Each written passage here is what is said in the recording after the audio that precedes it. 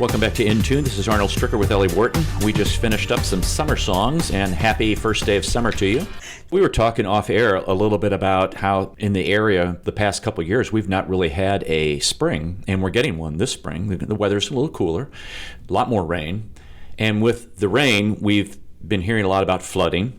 One of the things that has always not bothered me but has been a concern is the level of flooding that occurs in many communities that we always hear about, like Valley Park or Arnold or, out in Eureka or down at the riverfront or across the river in some of those communities. Matter of fact, in 93, that one community completely got wiped out, and they moved the city up on top the hill, up on top actually of the ridge, I guess.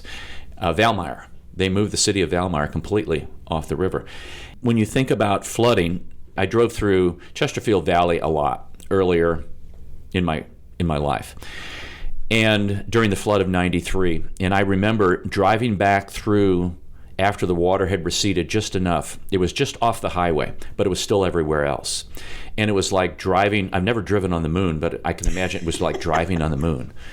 Or driving across Lake Pontchartrain. Yes. In New Orleans area, Louisiana. Yes. Have you ever done that? Yes, I have. That's kind of eerie feeling, isn't it? Yes.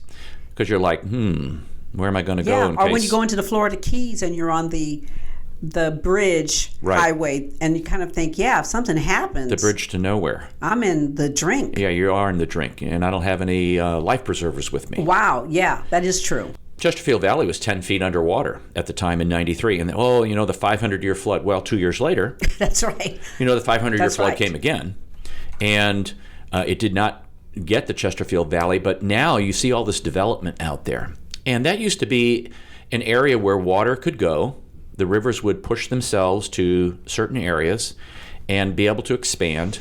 I note when I drive to Kansas City, there is an area out near Rocheport, when you cross the Missouri River, that has been designated as a wetlands. And when I crossed that, it was about 3-4 weeks ago, the river was way up. It was pushed out into the wetlands. So it wasn't forced into this channel. And there is a website that talks about this. Matter of fact, they did an experiment. I'm trying to think where this was. They were up in Minnesota, University of Minnesota, I believe it was. And they developed a model of a river. And they said, this is what happens when a river floods and there are no levees. And obviously you see, the water expand. And this is what happens when there's a levee on one side. And this is what happens when there's equal levees on both sides. And this is what happens when the levee on one side is higher than the levee on the other side. And it visually showed what was going on. It also showed the strength of the water had increased. The speed of the water increased. So you have all this water now flowing faster, and you're shoving it downstream. Here's my point. My point is, next week we're going to have David Stokes, the executive director of the Great Rivers Habitat Alliance, on. And he's going to talk about flooding and levee management and how communities can just build a levee. And we're going to talk a little bit about that today. And I always thought, well, this is the Army Corps of Engineers' job, isn't it? Shouldn't they be in charge of all these levees? Well, I found this very interesting. Here's some statistics, okay? 22% of U.S. counties have levees. Levees are located throughout the country and are found in approximately 22% of U.S. counties. Damage from floods annually ranges from $5 billion to $10 billion annually. Okay, well, not this year. It's going to be a lot more. 100,000 miles of levees exist. What? Yes, 100,000 miles of levees exist. But the federal government, through the Army Corps of Engineers, they've built less than 15,000 miles of these levees. So 85,000 miles of levees have been constructed, operated, and are maintained by local levee owners. I didn't realize that you could own a levee. Think like the Chesterfield Valley. Right. I'm using them because they're on my mind right now. The Monarch Levee District. It's called the Monarch Levee. It's maintained by the Monarch Association or Levee. Sounds like some people that came together and made a job for themselves. Well, they did, and they made this levee, so we're not going to flood our area. We're going to shove the water down the road. This group I was talking to you about in Minnesota that ran this example, the very first thing that they show is Valley Park in Eureka. Really? And what's interesting is they said, yeah, Valley Park built this. Eureka flooded occasionally, and they showed pictures, but they said Valley Park doesn't flood anymore because they raised their levee. So now where's all that water go? It goes to Eureka. So when you've got these levees, and like you said, if you have one maybe that's higher or lower or whatever, and it forces this water, it actually then floods another community. Right. So shouldn't there be a greater connection between the different levees and the different communities? I mean, why would you want to intentionally flood another district, another community? That would make too much sense, Ellie. Oh. And I know the legislature in Missouri recently, they either passed a bill or were talking about a bill, but I read this in the paper the other day that Jefferson County, south of St. Louis County here, decided not to build a levee, but let the water flow into wetlands, into land where the water was going to go from the rivers, because they didn't want to do exactly what you said. They didn't want to shove it downstream to be somebody else's problem. Right, exactly. Well, can't these districts get together? I mean, kind of like road services, infrastructure. You know, I mean, it is horrible when you think about it, when you go from one community to the other, and you can tell when you've gone over the line because the streets become very, very... Right. That's what I thought the Army Corps was set up to do, but apparently they're not. Well, what are they set up to do? What they do is there's federal requirements for a levee and to have a levee certified. So to have a levee certified, it has to meet the minimum flood protection. The requirements, they do not extend 3 feet higher than the base flood elevation. The base flood elevation is the level that water is anticipated to rise during a 1-year flood. In other words, levees without 3 feet of freeboarding or free space do not meet federal requirements, and the structures behind them are considered to be in a flood zone. The river is going to rise at, say, 1,071 feet above sea level, and you are 3 feet above that, your levee is, then you're okay. But they're asking for a prediction from year to year. And that's going to change based upon rainfall. That's going to change based upon other communities that have built levees, and now that causes that flood level to rise. Yes. So how often do they revisit that? I don't know. That's very interesting. That's a really good question, because what you said exactly, like if Valley Park's raising their levee, then they're sending it downriver and make the levees down there now not certifiable. Exactly. Now, how does that impact us here? Because when you think of the Des Peres River, which is really very, very close to here, and when you think about all of the creeks, like I was making joke about the creek that's right next to us that breeds the mosquitoes. Well, that creek flows into Brentwood Boulevard, and then another creek is coming in the other direction, and they meet up there. It used to be that area always flooded. And even today, when you see we have very big rainstorms, they put up barriers still in that one intersection right there at Marshall and Brentwood, because they still expect that area to flood. And just south of the Bi-State building where they have the buses, that area is floodplain. Right, and it always was. It's a wetland area. Because even here, on this street here, it used to be a floodplain where the public utilities building is. That used to always flood. Always. Well, but when you backfill, so here's a story. North of St. Louis, there was an area that was in the floodplain. And there was a casino group, wanted to build a casino there. Well, they didn't get the contract. That contract went to the River City Casino down by the River Des Peres. Okay? Quietly, they've been dumping dirt into this area, and they've raised it now, and it is out of the floodplain. So now it's a land that we can develop. I wouldn't want to live on that. Oh, but it's above the water level because the water now is going to be somebody else's problem downstream. But if it's still that whole landfill kind of situation, eventually there's going to be sedimentation. And it can drop at any point. You know, we saw that out in San Francisco when they have a very expensive area in San Francisco that was basically built on landfill. Beautiful homes. When they had that big earthquake out there in the 70s, that was the first part of San Francisco that fell. And all those $1 million homes were boom in the drink. Because they had not probably really pressed it down. Right. And then any kind of movement, it breaks apart. Any kind of extra rain, it breaks apart. So how could you put a development up there on land that is not really earth. It's dirt, but it's not earth. Right. That's crazy. How do people get away with this? Well, it's just like how they get away with building levees and not really worrying about what else is downstream. You know, I think about Chesterfield Valley, but when you keep going down the river, you come to Maryland Heights. Well, what's in Maryland Heights? They want to develop all that floodplain area now. There's the Maryland Heights Airport out there. Right. There's the Blues wanted to build it's out by Creve Coeur Park, out that way. They wanted to build a facility out there. There's a casino out there. Whatever happened to environmental impact studies? Oh, well, I mean, the studies should, to me, what impact? That's the word we're looking at. Well, the impact is Earth City. The impact is, look at all these warehouses we have here. No. Isn't this a wonderful place? Look at all the jobs we're providing here. No, that's not that's an economic impact, but that is not an environmental impact. I know that. So why does the confluence flood as bad as it floods? Because of all this water shooting down from Chesterfield to Maryland Heights to Earth City. It's got to dump somewhere. Exactly. It dumps somewhere. That's why so Alton gets wouldn't you look hammered. at the impact of it on the region?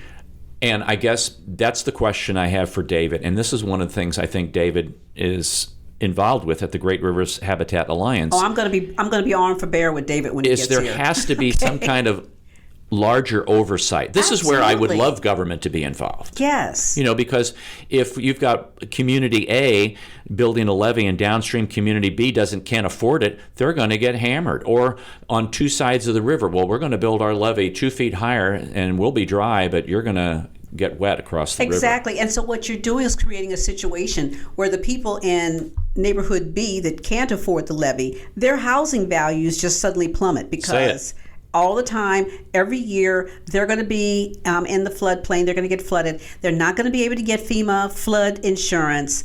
What are they going to do? They'll rebuild and then they'll get flooded again, and then they'll rebuild and get flooded again, and rebuild and get flooded again. Because it seems like if you're flooded once or twice, you're done. Right. But if you can't sell your home, right, then you're out. I guess what we do is in the wintertime, we just, decide, well, what color do we want the living room to be next year, honey? Yeah, exactly. Because if you're looking at that every year. Or put the house up on stilts.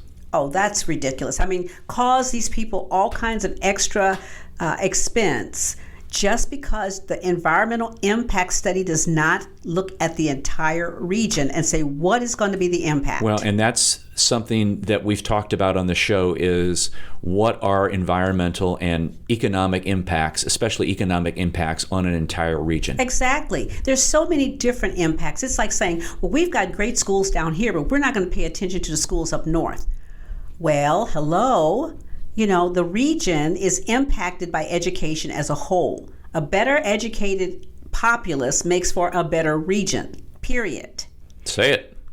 So you can't just say, well, we've got great schools down here. We don't want to raise taxes. We don't want to do anything with the schools up there. We'll never be impacted. Oh, excuse me. People don't just stay in one community. Right. The other That's crazy. Yeah. I'm outdone by this. The other thing the legislature did in Missouri was, at least I don't know that it's been signed, maybe it has, I haven't had a chance to check it out, that you can't put a TIF in a flood zone area. In other words, they would TIF an area so you could do a Chesterfield Valley and build a levee, and then you're not paying any taxes on it, and people are just making off like bandits. Well, that's not right. Let's develop areas that are undeveloped right now that aren't in floodplains. How about North St. Louis? There you go. How about that? What a concept. Oh. What a concept. So who's going to be on next week? I've got tons of questions. David Stokes. I'm going to be armed with questions for David Stokes. I'm going to read this statement to you. It says, who is responsible for building and maintaining levees? There is no entity solely responsible for levee construction and maintenance. Some levees were originally built by citizens to protect their properties from flooding. Others were built by various federal, state, or local entities.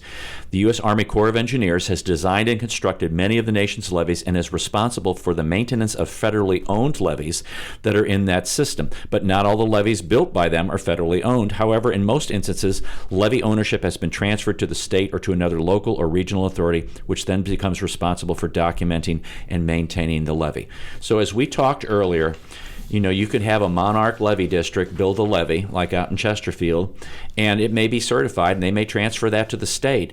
There is no larger plan, and that's what And we're going these to talk kind about of with David positions, next week. they require people that have knowledge. It's not like me to, hey, I think I can run this. No. These are people that need to have engineering backgrounds, that need to understand that aspect of the business. So these are not people that are going to work for minimum wage, or just volunteer their time. No. These are people that there needs to be some serious funding there just to make sure that these kinds of situations don't turn up to be just a disaster for the region as a whole. Well, it just takes one of these levees to break, like in Chesterfield Valley. That would be, can you imagine the billions of dollars that would take to recover that area? And now, why we developed that area after the 93 flood is beyond me, even more. They should have, I understand money's involved. It's all about money. It's all about the money, that's right. It's what it's about. If I can make money here in my area and shove the water down faster and harder, then that's your problem. And when you think about it, there are so many people, as we age, first of all, there are going to be people who are not going to be able to sell their homes and move away and buy a new piece of property. And then for younger people, if they're deciding where they want to live after they've graduated from college, maybe done a first couple of years working somewhere, why would they choose this region? You would have to look at that and say, well, what are the problems here? And then we don't get new talent. We don't get corporations that say, well, I think I want to move to St. Louis and build and create jobs. That's not going to happen. I mean, we won't even be able to get a team that'll come here and And this isn't just a citywide issue. This is a statewide, this is a national issue. Absolutely. Because they have problems up in Nebraska, they have problems in Iowa. Everywhere there's a large city, you see all these levees, and you can go on a map and punch in your state and punch in your area, your county, and you can see the levees. You can see those that are certified, those that are not certified. I thought it was fascinating. But especially around all the major cities, there's all this red and blue. The red are certified levees, the blue are uncertified levees. And around St. Louis, it's just crazy. And as we look forward to, and we know that climate change is fake, right? Yeah, that's what our government wants to tell us, right? We're going to see more and more water. We're going to see more of it. I mean, even just this week I was reading, they were saying how Greenland the ice is melting at a much faster rate up in Greenland. So when we start to look at that, when we look at Antarctica and the ice level is not as thick, it's not as deep, it's not as cold in these regions, the water is going to rise.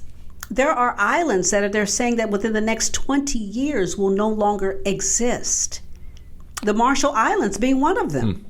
And people are trying to figure out, what are we going to do? How do we save our homes? Do we save an island? Takes a thought process, some kind of master plan. A worldwide involving, plan. I hate to use the word stakeholders, but all the stakeholders. That's right, and that's everybody.